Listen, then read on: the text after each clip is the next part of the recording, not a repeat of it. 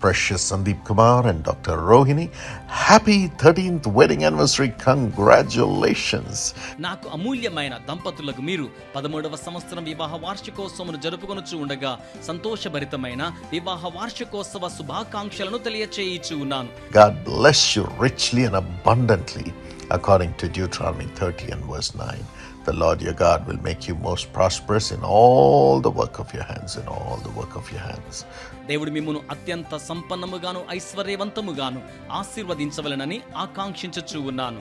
ద్వితీయోపదేశకాండము 30వ అధ్యాయము 9వ వచనము.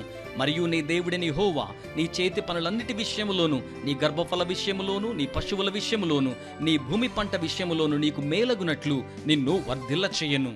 Father, bless Dr. Rohini and Sandeep with spiritual blessings and prosperity in the job. Increase after increase. వీరికి ఆధ్యాత్మిక ఆశీర్వాదములను అనుగ్రహించండి, ఉద్యోగములో వర్ధిల్లతను అనుగ్రహించండి, వృద్ధి వెంబడి వృద్ధి వీరికి కలుగును గాక.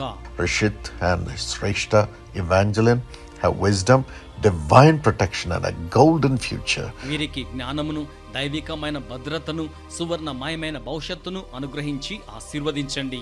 Bless Sindura and William, Chaitanya and Sumedha have wisdom and divine blessings in the family. వీరిని ఆశీర్వదించండి ప్రభువా. వీరికి జ్ఞానమును, దైవికమైన ఆశీర్వాదమును వారి కుటుంబమునకు అనుగ్రహించండి. Bless Mrs. Sarojanamma and Mrs. Hemalata and Mr. Subbayya with good health, divine strength. వీరికి మంచి ఆరోగ్యమును, దైవికమైన బలమును అనుగ్రహించి ఆశీర్వదించండి. And Mrs. Devanamma, skin be healed in Jesus' name. Touch and heal, Lord. Please deliver her.